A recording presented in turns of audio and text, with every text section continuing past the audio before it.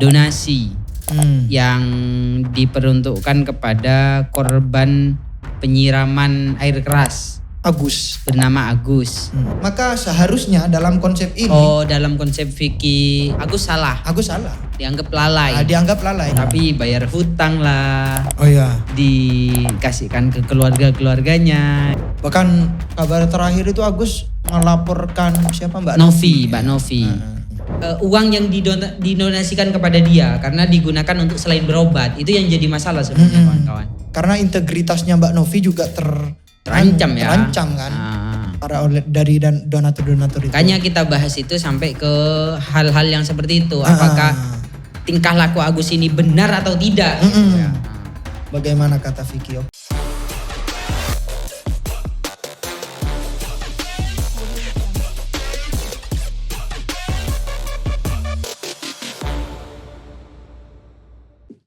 Assalamualaikum warahmatullahi wabarakatuh. Waalaikumsalam warahmatullahi wabarakatuh. Sehat Bung? Alhamdulillah sehat. Oke kawan-kawan, selamat sore karena ini rekamannya sore ya. Semoga kita sehat selalu. Amin, amin. Dan kali ini kita tidak akan membahas pras lagi. BTW pras itu sekarang bahas tentang Habib Bahar Bung. Oh. Habib Bahar yang menyalahkan Prabowo kayaknya. Kan Prabowo. Ya gitu lah pokoknya ya. Terserah. Agar tidak sama dengan pras, kita kontekstual aja ya. Tidak nyalah-nyalahkan orang. Sekarang kita akan bahas hal yang cukup substansial kayaknya. Harusnya diketahui gitu. Tentang beberapa minggu yang lalu yang sempat viral itu tentang donasi. Yang diperuntukkan kepada korban penyiraman air keras Agus. bernama Agus. Yang kalian mungkin kalau pengen tahu konteksnya lihat di Densu ya, podcast Densu. Yang mana ada satu orang yang sakit lah gara-gara disiram air keras, kemudian ada orang baik dari satu yayasan menolong dan membukakan donasi gitu. Dia punya channel YouTube karena dia terkenal membukakan donasi untuk si orang ini. Kemudian ternyata uangnya cukup besar yang diterima sampai miliaran. 1,4 ya 1,5 setengah. Ya, kemudian ternyata ketika uang ini sudah ada di tangan Agus nih, ternyata sama si pihak Agus dan keluarga-keluarganya tidak dibuat biaya penyembuhan. Malah dibuat untuk hal-hal yang lain yang tidak ada kaitannya dengan sakitnya Agus. Tapi bayar hutang lah. Oh iya. Dikasihkan ke keluarga-keluarganya. Ini gitu. bukan mau menyalahkan, ini fakta ya. Ini fakta kita bukan sebutkan. Membenarkan atau menyalahkan, ini fakta gitu. Faktanya Intinya, gitu. Pertamanya konteksnya kayak gitu, bahwa uang donasi itu intinya yang awalnya dari pihak yayasan itu membantu membukakan donasi gara-gara untuk kesakitan Agus. Ternyata sama pihak Agus itu tidak digunakan untuk hal itu, malah digunakan kepada bayar hutang dan lain-lain. Dan itu tidak terima ternyata, makanya jadi konflik. Oh iya. Bahkan kabar terakhir itu Agus melaporkan siapa Mbak Novi. Dari kasus itu semua kita akan bahas tentang fikih donasi.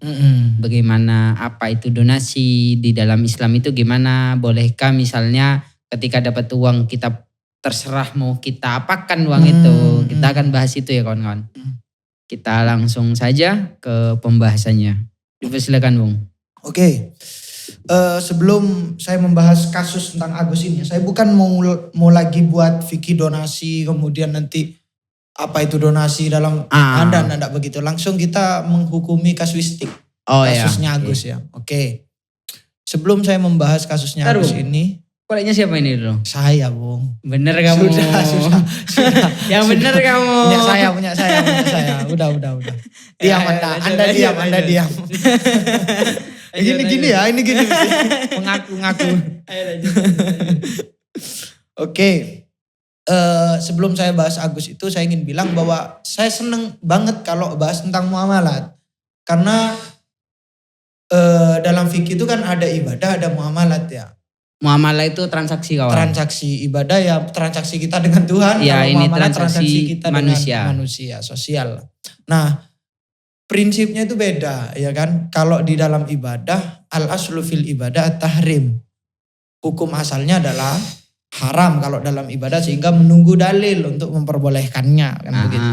Kalau al-aslu fil muamalat itu al-ibaha boleh. Jadi tidak harus nunggu dalil, yang penting tidak menyalahi dalil kayak gitu. Yang penting belum ada dalil yang melarang, mau ngapain aja boleh gitu dalam muamalah. Oke. Dan setelah ini saya pasti akan nanti teman-teman akan mendengarkan penjelasan panjang lebar persoalan syarat, kemudian nanti khilafnya ulama. Nah, oke, memang di dalam muamalat itu memang ada khilaf. Tapi jangan sampai karena ada khilaf itu kemudian ngambil satu pendapat kemudian mengenakkan gitu kan. Mengenakkan yang malah jauh dari prinsip dasar dari muamalah. Antaruddin tadi. Nah, habis ini saya bacakan. Kok tadi sih? Belum dibahas ya. Oke, gitu ya teman-teman ya. Jadi cara berpikirnya itu bukan seperti dalam ibadah. Kalau misalnya dalam ibadah, oke, kamu ikut pendapatnya ini, kamu ini ikut pendapatnya ini. Kalau dalam muamalah enggak bisa kayak gitu. Oh, enggak bisa. Enggak bisa. Harusnya enggak bisa ya, menurut saya enggak bisa. Gimana? Kenapa?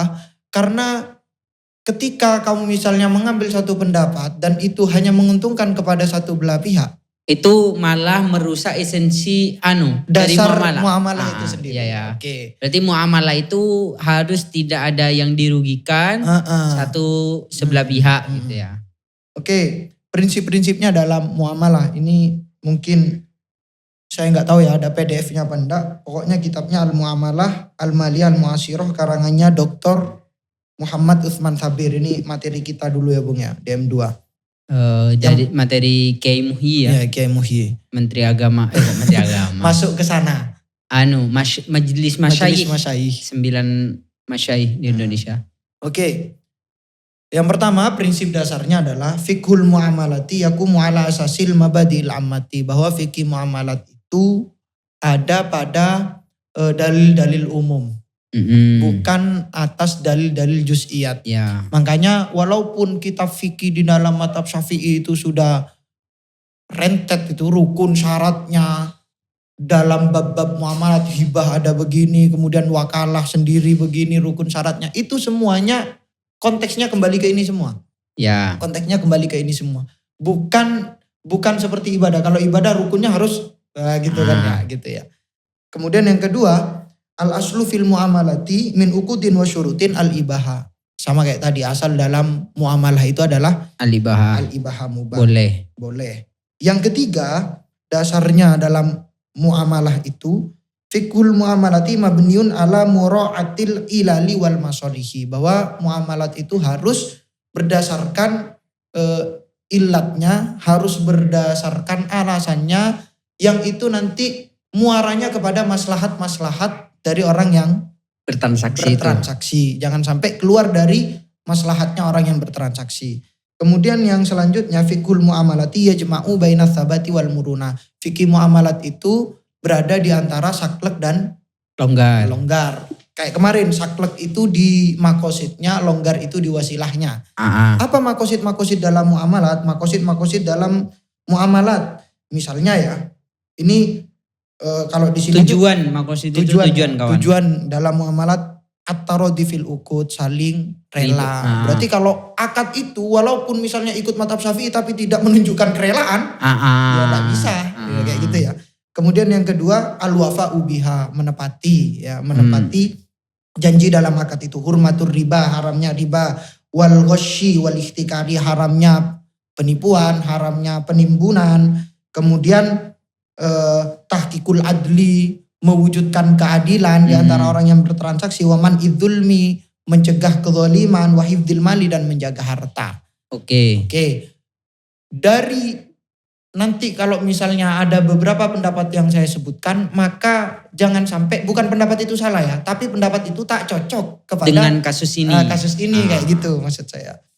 Karena harus kembali kepada prinsip-prinsip yang telah saya sebutkan ini. Oke. Pertanyaan selanjutnya, itu kan nanti talfik ya. Mencampur adukkan beberapa madhab. Pendapat dicampur adukkan. Nah perlu digarisbawahi teman-teman, talfik itu yang tidak boleh dalam ibadah. Oh, talfik dalam muamalah tidak apa-apa? Tidak apa-apa, itu tidak apa-apa. Karena yang penting kalau dalam usul fikih al-Islam itu yang penting maslahatnya orang yang bertransaksi. Mau kamu misalnya syarat yang satu ikut madhab Syafi'i, syarat yang kedua ikut madhab yang lain. Yang lain tidak apa-apa, yang penting maslahatnya. Talfik itu gini kawan, talfik itu misalnya di dalam persoalan ibadah, wudhu misalnya. Kalian syarat-syarat wudhunya pakai Imam Syafi'i. Kemudian batal-batalnya ikut Imam Malik yang gak apa-apa sentuh perempuan. Itu tidak boleh. Kalau sudah syarat rukun ikut Imam Syafi'i, batal-batalnya juga harus ikut Imam Syafi'i dalam ibadah. Dalam ibadah. Kalau muamalah tidak apa-apa. Sampai bahasanya begini, fayajibul akhdhu fiha min kulli madhabin. Wajib mengambil dari setiap pendapat madhab itu yang ma huwa aqrabu ila maslahatil ibadi wa sa'adatihim. Pokoknya yang lebih mendekati kepada maslahatnya orang yang bertransaksi lah. Walau lazima minhu talfiku, sekalipun itu meniscayakan talfik. Wes ya. Kemudian dalam kasus Agus ini pendeknya saya katakan di sini ada 2 transaksi. Sebelum ke sana Bung, biar saya dulu. Jadi di kasus Agus itu donasi itu kayak gini kawan. Jadi ada satu rekening, kemudian disebarlah rekening itu dan diumumkan kepada masyarakat bahwa orang ini sedang mengalami tertimpa musibah lah. Siapa yang ingin berdonasi dari waktu sekian sampai sekian katanya gitu. Itu di dalam Islam itu akad apa kayak gitu. Gitu ya. Dalam fenomena Agus itu di sana itu ada sekurang-kurangnya ada 2 akad. Ada akad yang memang dijadikan tujuannya, ada akad yang dijadikan perantaranya. Tujuannya adalah hibah, tujuannya adalah sodakoh, pemberian dari orang yang disebut donatur yang memberikan itu dan diberikan kepada si Agus itu. Wasilahnya pakai akad apa? Perantaranya pakai akad wakalah. Oh, pakai novi. Pakai novi, pakai akad perwakilan. Mewakilkan kepada novi untuk diberikan ke Agus gitu ya. Gitu ya. Oke. Saya bahas wakalahnya dulu ya Bung ya. Oh jadi ya Bung ya, berarti antara donatur sama si Agus itu hibah. Bener. Tapi melewati novi sebagai wakil dari donatur. Makanya antara novi sama donatur itu wakalah, tapi donatur ke Agus itu hibah. Benar. Gitu. Sip. Nah, yang pertama soal wakalahnya. Wakalah kita tahu menyerahkan, definisinya adalah menyerahkan urusan kepada orang lain. Gitu kan ya singkatnya ya. Menyerahkan urusan kepada orang lain dengan syarat-syarat tertentu. Yang mana konsekuensi dalam akad wakalah, hukumnya akad wakalah ya. Salah satunya adalah wakil itu yadu amanah. Ya kan gitu kan. Ketentuannya dalam akad wakalah adalah wakil itu yadu amanah. Wakil itu apa ya? Maksudnya yadu amanah itu apa Bung? Yadul amanah itu dia itu kalau misalnya barangnya rusak, ini kalau bahasa fikihnya ya. Kalau barangnya rusak, tidak menanggung ya. Tidak menanggung kalau kecuali lalai. Misalnya kan Pak donatur ngasih ke Novi nih uang, kemudian sudah ditaruh di ATM, itu sudah aman. Kok ternyata dihack ATM-nya. Kemudian uang itu hilang. Apakah Novi perlu mengganti atau tidak? Itu jawabannya tidak. Tidak. Gara-gara di dalam akad wakalah itu yadu amanah. Benar. Jadi dia itu tidak dikenakan beban untuk mengganti jika apa yang disalurkan lewat dia itu hilang atau rusak gitu ya. Bukan karena kepribadiannya gitu ya. Kalau lalai. Kalau misalnya dipakai jajan sama Mbak Novi ya itu jelas salah itu. Maka harus mengganti kayak gitu ya. Nah setelah membahas wakalah yadul amanah, oke, kita katakan Mbak Novi adalah wakil, sementara donatur itu adalah muwakil, kan kayak gitu kan? Ya. Tapi yang saya ingin katakan, Agus atau pihak dari Agus itu sebenarnya wakil juga dari dirinya sendiri. Kenapa? Kok ini memang tidak ada di dalam kutubul fikih. Gimana? Kesimpulan saya. Pembahasan dari akad wakalah itu. Karena saya beranjak dari hadis Nabi ini. ala kullukum ra'in wa kullukum mas'ulun an ra'iyatihi. Tidakkah kamu semuanya itu adalah pemimpin? Di mana pemimpin adalah wakil kan dari rakyatnya. Sementara setiap dari kalian itu pasti dimintai pertanggungjawaban atas rakyatnya. Kalau imam ya punya rakyat, kalau si suami punya istri, dan kalau diri sendiri amanah untuk anggota badannya. Berarti maksudmu nanti yadu amanah juga dia? Iya kayak gitu. Makanya nanti apalagi ya yang mengurusi Agus itu bukan Agus sendiri kan? Kan karena istrinya, Agus kan istrinya dan keluarganya, apalagi kayak gitu ya. Sekalipun itu diurus oleh Agus sendiri, maka tetap Agus adalah yadul amanah untuk diri sendiri. Yang mana uang itu maksudnya yadu amanah kawan, maksudnya ketika uang diberikan ke Agus, asalkan dia tidak lalai, dia tidak diberikan konsekuensi apapun.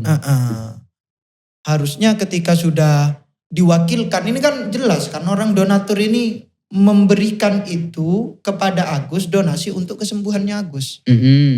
Bukan untuk biaya hidup dan semisalnya ya. Bahwa itu nanti ada kesepakatan dari Agus dan Mbak Novi itu hal yang beda. Ya. Donatur ketika melihat Agus itu pasti memberikan untuk kesembuhan. Nah berarti di sana Mbak Novi yang pertama punya amanah untuk menyampaikan uang-uang itu kepada Agus untuk kesembuhan Agus, sebagaimana Agus dan pihak keluarganya juga punya amanah untuk menyembuhkan sakitnya. Jangan sampai menggunakan uang itu kepada yang lain. Kalau menggunakan uang itu kepada yang lain, maka seharusnya dalam konsep ini. Dalam konsep fikih wakala, Agus salah.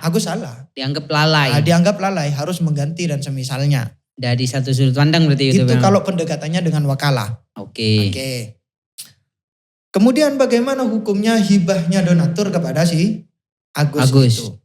Hibah itu ada di dalam istilah fikih itu kan akad ada dua ya teman-teman ya. Ada akad namanya akad muawadhah, ada namanya akad tabarruk. Akad muawadhah itu akad yang melibatkan dua barang yang ditukarkan. Kamu jual punya beli barang, saya punya uang. Kalau akad tabarruk hanya melibatkan satu barang. Ngasih. Nah di dalam istilah ngasih ini teman-teman di fikih itu ada istilahnya hibah, ada sodakoh, ada hadiah, ada wakaf dan semisalnya. Nah yang mendekati kepada kasus Agus ini adalah hibah dan sodakoh. Nah, konsep hibah dan sodakoh. Apa bedanya sodakoh dan hibah? Nah bedanya itu sebenarnya hanya persoalan tujuan saja. Bedanya hanya persoalan tujuan. Kalau sodakoh itu ditujukan untuk ketika orang ngasih itu tujuannya untuk mengharap pahala dari Tuhan. Maka dari itu, dirinya ya. Maka itu sodakoh. Itu dihukumi sodakoh. Walaupun kamu ngasihnya kepada orang kaya. Terserah. Tapi kalau hibah tidak ada maksud apapun. Kalau hadiah nanti perbedaannya. Kalau hadiah untuk apresiasi kan kayak gitu. Kalau ini kan dilatar belakangi oleh rasa kasihan Bung. Itu masuk kemana? Ke sodakoh? Itu terserah lah mau dimasukkan sodakoh atau hibah. Karena di dalam kitab ini Takriratus Sadidah, kadang itu hibah plus sodakoh, kadang sodakoh kadang itu berarti tergantung tujuan donatur lah. Itu tidak mempengaruhi kepada hukumnya nanti. Karena sama saja rumputnya tetap masuk dalam konsep hibah kalau dalam fikih. Nah di dalam hibah atau dalam akad apapun sebenarnya. Dalam akad apapun itu kan akad itu baru dikatakan sah kalau ada ijab qabul kan begitu kan. Salah satu rukunnya adalah ijab qabul atau sigot ya, sigot. Nah, anaknya atau konsekuensi dari qabul itu adalah al-qabdu, menerima. Harus ada di ini sulit ya. Gini. Misalnya aku ngasihkan HP ke kamu, maka di dalam rukun hibah itu dia memiliki HP ini kalau dia sudah ngambil. Kalau belum ngambil berarti ini mas HP punya saya nih. Gitu. Kamu melakukan ikbat, menyerahkan, dia menerima. Saya menerima. Kalau belum ada itu berarti HP ini masih status milik saya. Gitu ya. Itu namanya qobd bos. Itu qobd. Terus. Nah qobd itu apa standarnya? Ya kan, qobd yang dikatakan qobd itu apa standarnya? Apakah ketika sudah masuk ke rekening Agus? Karena donasi itu ketika saya cek faktanya, ada yang langsung masuk ke rekeningnya Agus, ada yang ke rekeningnya Denny Sumargo, ada yang ke rekeningnya siapa? Novi. Mbak Novi. Nah itu gimana hukumnya? Apakah sama semua, apakah beda? Ya. Kalau saya cenderung menyamakan. Karena itu hanya sebagai perantara saja. Mau masuk ke Agus, mau masuk ke Mbak Novi, mau masuk ke Denny Sumargo, tetap ujung-ujungnya Mbak Novi, Denny Sumargo itu wakil. Berarti ketika sudah masuk ke rekening itu sudah kobet. Itu yang masih dalam tanda kutip saya memahami itu kobet apa tidak gitu kan. Habis ini ya saya jelaskan. Kalau dari definisi kobet di sini, al aslu annal munawalata wal akhda ikbadun wa qabdun. Yang penting nerima itu adalah kobet. Berarti kalau sudah masuk rekening berarti kobet gitu ya. Oke. Tapi sebenarnya dalam hibah ini ulama berbeda pendapat apakah harus kobet atau tidak. Apakah ketika orang memberikan barang kepada orang lain itu harus ada kobetnya atau tidak. Itu ulama berbeda pendapat. Ini bisa dicek di Al-Mawsu'al Fiqhi Al-Kuwaitiyah ya teman-teman. Pendapat yang pertama ini pendapat jumhur lah. Hanafiyah, Syafi'iyah dan satu riwayat yang marjuh dari kalangan Hanabilah mengatakan annal hibata la tathbutu illa bil qabdi. Hibah itu tidak bisa sah lah kecuali tanpa bukan tidak sah tapi belum dikatakan hibah. Belum dikatakan hibah kalau tidak kobet. Harus ada kobet baru ada hibah kayak gitu ya. Harus diterima baru ada hibah. Kalau cuma saya ngasih tapi belum diterima, ya belum. Oke, yang kedua, pendapat yang kedua, pendapatnya madhab Hanabilah ya, yang mengatakan bahwa hibah itu sah dan bisa watasihu watumlaku biakdin, sah dan bisa dimiliki dengan akad, fayasihu tasarrufun qoblal qabdi, tidak harus kobet, sah tapi belum luzum. Ini kan sulit kalau mau dibahasakan kan. Akadnya sah tapi masih belum selesai. Sip, itu bahasa yang simpel itu ya. Pendapat ketiga sebenarnya sama aja kayak pendapatnya Hanabilah, pendapat madhab Malikiyah. Madhab Malikiyah itu mengatakan kobet itu bukan syarat untuk sahnya hibah, cuman kobet itu menjadi syarat untuk kesempurnaan. Jadi sah tapi belum selesai kayak gitu, sama aja, beda bahasa doang. Nah di dalam sahnya kobet, oke, masuk ke rekeningnya Agus, masuk ke rekeningnya Denny Sumargo atau siapa namanya Mbak Novi, itu memang dikatakan kobet. Tapi apakah itu sudah sah disebut sebagai kobet?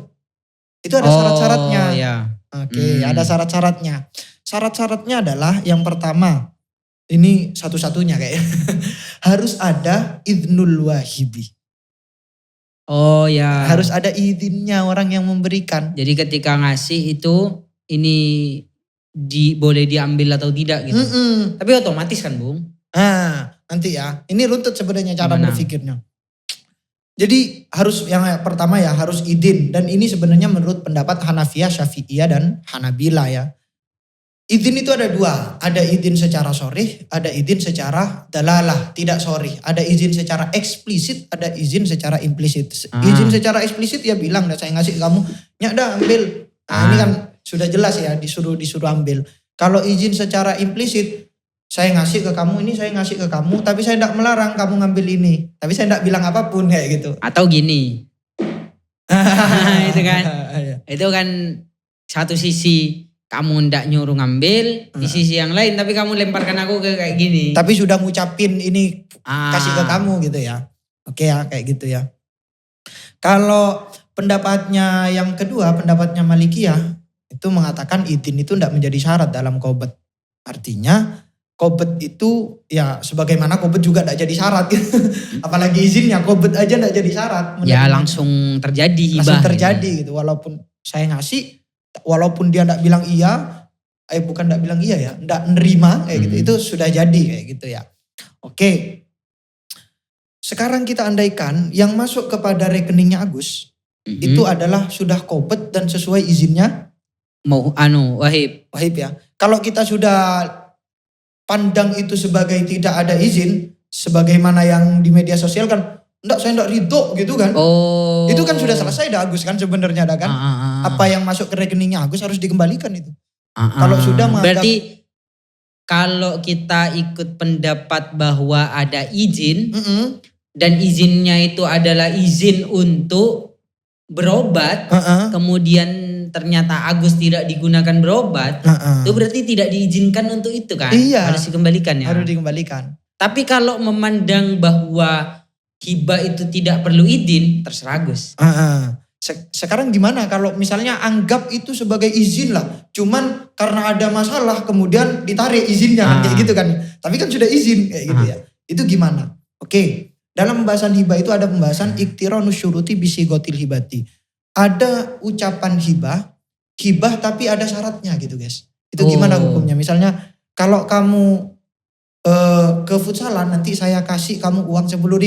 Nah, itu kan berarti untuk mendapatkan uang 10.000 ada harus syarat ke futsalan. Itu gimana hukumnya? Nah, syarat yang bersamaan dengan hibah itu ada 2. Ada yang sah, ada yang tidak sah. Gitu ya. Tapi sekalipun ini ada khilaf masih. Syarat yang sah itu apa? Syarat yang menguatkan kepada apa yang dikehendaki hibah yang tidak menyalahi kepada hukum-hukum hibah. Seperti misalnya saya mengatakan begini ke kamu. Saya berikan ini kepadamu dengan syarat terima ya. Syaratnya terima. Berarti kan terima itu kan mendukung. Tidak menyalahi apa namanya? Tujuan hibah. Nah, tapi ada pendapatnya Hanabilah yang mengatakan ini cocok ke kasusnya Agus ini. Boleh mensyaratkan syartu istisna'i manfaati syai'i al-mauhubi limuddatin maklumatin. Boleh mensyaratkan mengecualikan manfaat sesuatu yang dihibahkan di masa tertentu. Di masanya ya. Di masa tertentu. Saya misalnya manfaatnya korek ini bisa untuk buat ngerokok, buat ngidupin kompor dan semisalnya. Tapi saya bilang ini saya berikan ke kamu tapi untuk ngidupin rokok saja. Nah ini boleh. Di masa tertentu menurut Hanabilah. Masa tertentu itu maksudnya apa? Harus dibatasi. Gak boleh mutlak. Syaratnya itu dikecualikan gitu terus. Misalnya selama sebulan gitu. Kamu hanya untuk ini boleh hanya untuk merokok. Setelah itu terserah. Gitu. Nah, gitu ya. Jadi kalau melihat pendapatnya Hanabilah ini kan syarat itu sudah donatur kan pasti ngasih itu untuk kesembuhan. Kesembuhan Agus. Tapi sebelum lebih lanjut Bung, saya perjelas ya bahwa konteksnya yang jadi masalah adalah para donatur di sini karena donasi itu dibuka untuk kesembuhan Agus, karena Agus sakit itu karena siram air panas. Kemudian ternyata Agus ini tidak menggunakannya untuk berobat. Itulah yang jadi masalah sekarang. Ada yang merasa Novi itu sebagai pihak yang menyalurkan donasi, wakil, itu merasa Agus ini tidak bertanggung jawab kepada uang yang didonasikan kepada dia karena digunakan untuk selain berobat. Itu yang jadi masalah sebenarnya kawan-kawan. Karena integritasnya Mbak Novi juga terancam kan. Dari donatur-donatur itu. Makanya kita bahas itu sampai ke hal-hal yang seperti itu. Apakah tingkah laku Agus ini benar atau tidak gitu ya. Bagaimana kata Vicky? Oke. Yang kedua, ada syarat yang tidak sahih. Syarat yang bertolak belakang dengan hukum-hukum hibah. Tapi sebenarnya ketika misalnya saya bilang beginilah contohnya. Saya menghibahkan ke kamu dengan syarat ini jangan dikasih ke orang lain, ini jangan dijual kepada siapapun. Nggak bisa dimanfaatkan. Pokoknya hanya pakai kamu. Itu gimana? Itu katanya kan memang namanya syarat ghairu sahih. Tapi sebenarnya ada khilaf ulama. Ada khilaf ulama. Pendapat yang pertama jumhurul fuqaha Hanafiyah Syafi'iyah di satu qaul ya. Dan Hanabilah di madhabnya Hanabilah yang unggul. Itu mengatakan bahwa syaratnya itu batal, akadnya tetap sah. Jadi gimana itu? Syaratnya kayak enggak ada kayak gitu. Tetap tidak berpengaruh. Tetap tidak berpengaruh. Tapi menurut pendapat kedua Malikiyah di satu qaul Syafi'iyah dan ini Syafi'iyah yang madhab pendapat yang unggul di madhab Syafi'iyah dan Hanabilah ya. Itu mengatakan yubtilul aqda atau yabtulul aqdu wasyartu. Akad dan syaratnya. Berarti dianggap tidak ada. Harus dikembalikan itu. Harus dikembalikan. Berarti donatur itu ketika sudah memberi syarat kayak gitu. Itu bukan cuma ndak boleh hibah. Digunakan. Ndak jadi hibah itu. Ndak jadi hibah ya. Oke. Kalau pendapatnya Malikiyah ini ada 5 qaul ya. Yang pertama, pendapat yang pertama mengatakan sodako dan hibah itu kalau misalnya dikasih syarat maka ndak boleh, harus dibatalkan syaratnya. Syaratnya yang dibatalkan. Harus syaratnya dibatalkan gitu ya. Maka kalau misalnya ndak dibatalkan maka nanti akad hibahnya itu batal, bisa batal. Menurut pendapat kedua, ketika orang yang memberikan itu memberikan syarat, maka dia sebenarnya dikasih pilihan apakah ingin meneruskan syarat itu atau tidak. Kalau tidak berarti harus dikembalikan. Kalau tidak ingin meneruskan syaratnya itu berarti hibahnya batal. Menurut pendapat ketiga, syaratnya batal, hibahnya jadi. Nah, menurut pendapat keempat, statusnya hibah yang diberikan ketika ada syarat itu habsan, masih maukuf. Oh. Masih maukuf. Jadi kalau misalnya itu orang kayaknya yang berpendapat tidak percaya diri. Ini kalau misalnya orang yang diberikan itu mati dulu sebelum wahib ini, orang yang memberikan itu memberikan penjelasan apakah syarat itu diteruskan atau tidak. Itu katanya kembali kepada dia. Gitu. Yang diberikan. Karena belum jelas kan, nunggu penjelasan dari si orang yang memberikan. Ini benar-benar syaratnya dilanjutkan atau tidak, ini kayak gitu ya. Yang kelima, ini pendapat yang disebut di sini adharul aqwali wa aulaha bisawabi. Ya lebih benar lah kayak gitu. Pendapat yang kelima, syarat itu tetap diamalkan. Syarat itu tetap diamalkan dan hibahnya tetap jadi. Berarti hibah itu baru bisa menjadi hibah kalau memenuhi syarat. Syaratnya diikuti gitu. Nah, kalau tidak diikuti, walaupun tadi bilangnya tidak boleh dijual, tidak boleh dihibahkan kepada siapapun, itu harus tetap diikuti. Menurut pendapat yang kelima ini dari madhab Maliki. Oke, gitu ya kawan. Kalau dari sudut pandang ini, kalau sudah ikut pendapatnya Maliki terutama yang kelima ini, selesai dah Agus itu. Harus mengembalikan. Karena tidak memenuhi syarat. Ya, karena tidak memenuhi syarat. Tapi gimana kalau misalnya kita andaikan, oke lah ikut pendapat yang memperbolehkan. Syaratnya itu seperti tidak ada, digugurkan. Maka nanti ada hukum ar-ruju'u fil hibah. Boleh enggak? Kesana nanti. Maksudnya gini, ketika hibah sudah oke aku donasi, tapi ketika di pertengahan boleh enggak aku ngambil donasi itu lagi? Gitu ya. Pastinya dengan alasan tertentu ya. Alasan tertentu. Oke. Ar-ruju'u fil hibah itu sebenarnya ulama berbeda pendapat. Pendapat yang pertama enggak boleh menarik kembali hibah itu kecuali bagi ayah kepada anaknya. Itu yang karena masih syubhatul milki. Benar. Ini pendapatnya Malikiyah, Hanabilah dan pendapat yang masyhur di kalangan Syafi'iyah kan gitu kan. Kemudian kalau pendapatnya Malikiyah bukan cuma ayah, ibu juga begitu. Orang tua lah berarti. Pendapat yang selanjutnya Atsani ini dari pendapatnya Hanafiyah ya. Yasihur ruju'u lil wahibi fi hibatihi ba'dal qabdi. Boleh ya. Setelah dikobet walaupun sudah diterima masuk ke rekeningnya Agus, boleh tetap ditarik kembali. Pokoknya ada. Ada itu ya, kan. Pasti. Ya syaratnya idalam yamna mani'un min mawani irruju'i walakinnahu yukrahu tanjian. Apabila memang tidak ada pencegah atau manik, nanti manik-maniknya ya. Dan hukumnya makruh tanjih. Tapi ada perkataan selanjutnya ya, jangan dipotong. Mazhab Hanafi ini mengesahkan narik kembali itu jalurnya harus at-tarodi. Dari pihak yang dikasih juga. Harus minta ridho, nggak bisa kamu orang-orang ambil atau buat petisi misalnya. Atau kalau misalnya nggak saling ridho, serahkan kepada kodi yang memutuskan nanti. Nah, itu namanya at-taqodi gitu ya. Ada perkataannya Imam Al-Kasani di sini, Bung. Iya. Bahwa begini ya. Ini perkataannya bagus banget. Ini dari kalangannya mazhab Abu Hanifah yang mengatakan sah menarik kembali dalam hibah. Mereka berdalil begini, bi annal iwadul madiyah qad yakunu maksudan min hibatil ajanibi.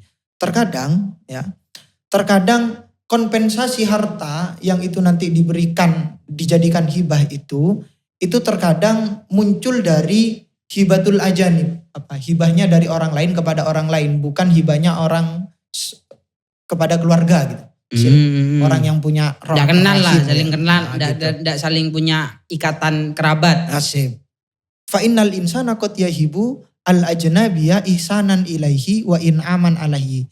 Terkadang manusia itu memberikan orang lain itu karena berbuat baik. Ya. Dan memberikan nikmat gitu ya. Ya sama kayak biar Agus itu sembuh kayak gitu ya. Nah, sementara kalau misalnya itu tidak tercapai, tujuan itu ihsanan wa in'aman itu tidak tercapai, maka itu muhtamilun lil fashi yamna uluzumahu. Oh boleh diambil. Maka itu kalau sudah tidak ada tujuan dari orang yang memberi, tidak tercapai, maka itu sebenarnya memungkinkan untuk difasah. Sehingga yang mana kalau fasah itu menggagalkan akad ya. Kalau digagalkan berarti ya tidak jadi hibahnya. Kayak gitu. Jadi kalau sudah pokoknya tujuannya dari orang yang memberikan itu tak tercapai, boleh lah. Itu ada unsur fasah di sana, boleh ditarik kembali. Oke. Tadi pendapatnya Abu Hanifah. Apa pendapatnya Abu Hanifah? Mawaniknya apa mawani? Hal-hal yang dapat mencegah untuk ngambil lagi. Yang pertama ada halakus syai'i al-mauhubi gitu ya. Ketika sudah tidak ada. Awistihlaku. Gimana kalau misalnya yang nggak ada itu sebagian, kan 100 juta sudah kelong kasus Agus itu. Gimana kalau sebagiannya masih ada. Nah, kalau cuman rusaknya sebagian enggak apa-apa, itu diambil sebagian. Ar-ruju'ah. Tetap diambil seadanya. Seadanya ya. Nah, ini yang saya ingin tegaskan kepada pendukungnya Novi. Yang buat petisi, donaturin katanya kan buat petisi untuk ngambil lagi. Yang 100 juta yang sudah hilang itu. Bagiku. Bahkan yang sudah ada. Iya, minta diambil itu. Kalau yang masih ada oke lah. Masih masuk akal bagi. Tapi kalau sudah tidak ada. Ya itu malah jadi pembebanan, kasihan. Iya kasihan. Agus apalagi bukan orang kaya kayak gitu. Oke, yang kedua. Ketika memang khuruju syai'i al-mauhubi an milkil mauhubi lahu bi ayyi sababin kana. Misalnya sudah dijual, uangnya itu sudah dipakai bayar utang kayak tadi, ya enggak bisa gitu. Yang ketiga, ini agak ribet ya. Az-ziyadah al-muttasilah. Ketika barang dibisniskan. Dibisniskan dan apa namanya? Enggak ketahuan yang mana gitu. Ada manfaat yang lebih dari uang itu dan tidak bisa dipisahkan. Gitu ya. Kayak misalnya uang itu misalnya dijadikan satu bisnis, kemudian bisnis itu berkembang gitu. Sehingga tidak bisa dibedakan uangnya kalau sudah kayak gitu tidak bisa. Tapi kan kalau uang sudah pakai nominal Bu. Bisa. Kalau maksudnya sudah jadi toko misalnya. Sudah jadi toko misalnya ya. Sekalipun nanti tokonya bisa dijual. Kalau di sini contohnya yang gampang itu ketika saya ngasih tanah misalnya, tanahnya itu sama kamu sudah ditanami. Itu kan ada ziyadah munfasilah, ada ziyadah al-muttasilah di sana. Masa mungkin kamu ngambil tanahnya kemudian itu dibiarkan pohonnya dikasih ke dia, enggak bisa hidup gitu. Oke, sudah ya. Kemudian ada wujudul iwadi, hibah itu kalau misalnya ini ada iwat, ini sebenarnya enggak bisa dikatakan hibah kan, jual beli kan. Iya. Ada iwat, misalnya saya ngasih ke kamu, bahasanya hibah, ini saya kasih ke kamu, tapi kamu bayar ya. Kamu kasih itu ke saya gitu kan. Atau kamu bayar 100.000, itu kan sebenarnya lafadznya hibah tapi tujuannya jual beli itu. Kalau sudah pakai ada iwat kayak gitu, hanya berkedok hibah maka tidak bisa ditarik kembali. Oke. Kemudian selanjutnya ada perbedaan nih Bung. Ketika memberikan kepada orang yang punya hubungan kerabat, ada perbedaan dengan pemberian kepada yang tidak punya kerabat. Kalau pemberian kepada yang tidak punya, yang punya kerabat dulu ya, yang punya kerabat ini, maka la ruju'a fil hibati. Kalau yang punya kerabat itu jangan diambil. Tidak ada rujuk, karena benar-benar ada tujuan hibah. Tujuan hibah itu kan salah satunya menyambung tali silaturahim. Gitu. Kalau ada kerabat, itu kan sudah nyambung. Itu kalau rujuk memutus. Tapi kalau orang lain boleh. Orang lain boleh kayak gitu ya. Boleh ditarik kembali. Kemudian mati. Kalau mati salah satu, dua orang yang berangkat. Misalnya dalam tanda kutip pihak dari donatur atau si Agus itu ada yang mati, maka tak bisa ditarik kembali. Atau sudah berubah barangnya. Itu ya. Tapi Bung, yang perlu saya tegaskan ini ya. Ada syarat-syarat tambahan lagi untuk menarik atau memfasah akad, bahasanya lah ya di sini ya. Saya pakai yang general, fasah akad. Dalam kitab Al-Fiqhul Islami wa Adillatu, ini cocok banget ke Agus. Konteks ini. Yustarotu li jawazi fasil akdi surutun salasatun. Ada 3 syarat untuk memfasah akad. Yang pertama, akad itu termasuk akad mu'awadhah, bukan akad tabarruk. Kalau tabarruk tidak bisa. Tidak bisa. Karena alasannya bukan tidak bisa, nggak tergambar. Gimana dalam akad tabarruk hanya melibatkan satu benda, kemudian itu ada fasah kayak gitu. Nggak mungkin. Tapi kan kalau mau dipikir, kasus Agus ini bukan lagi tabarruk, oke tabarruk. Tapi ada rentetan masalahnya kan? Ada rentetan masalahnya dan ada juga memberikan kepercayaan kan. Ada nilai plus lah yang diberikan. Harusnya muawadoh, aku beri barang, kamu kasih kepercayaan ke aku. Gitu kan. Karena integritasnya Mbak Novi itu dipertaruhkan di sana. Berarti kan harus ada yang dibayar oleh Agus. Walaupun bukan materi. Iya. Oke, wes. Yang kedua, ayu khalifal akidu syarton sorihan au dimniyan au hukman fil akdi. Ketika boleh difasah akad itu, digagalkan akad itu ketika orang yang berakad itu menyalahi syarat yang sudah secara tegas atau syarat yang tidak tegas secara implisit. Pasti itu Bu, sekalipun implisit dalam kasus ini itu tegas itu. Tegas ya, benar-benar. Atau ya secara hukma. Menyalahi kepada hukum di dalam akad itu ya. Jadi kan donatur ini kan memberikan kepada Agus walaupun ada yang bilang secara sorry, ada yang bilang Enggak bilang apa-apa. Ada yang enggak bilang apa-apa. Itu kan sebenarnya tujuannya untuk membantu kesembuhan Agus. Pas dipakai yang lain itu kan berarti menyalahi syarat. Boleh di fasa akadnya. Yang ketiga, in idamur ridho as-sahihi fa idalam yardul akidu bil kholalil hasili. Au kana ridhahu musyawwaban ila akhirih. Jadi yang ketiga, tidak adanya ridho. Jadi kalau misalnya tidak ada ridho, misalnya ya, ketika akad itu sudah terjadi, kemudian ada cacat yang terjadi. Kayak Agus ini. Kasus Agus ini, kayak ada cacat yang terjadi, maka ketika akad seorang yang berakad itu tidak ridho, maka boleh ditarik kembali.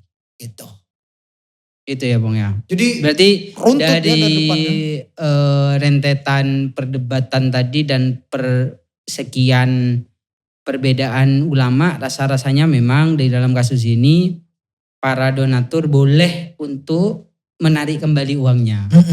Bagaimana cara menarik kembali uangnya itu bukan kita tidak tergambar. Kita tidak memungkinkan untuk membahas itu.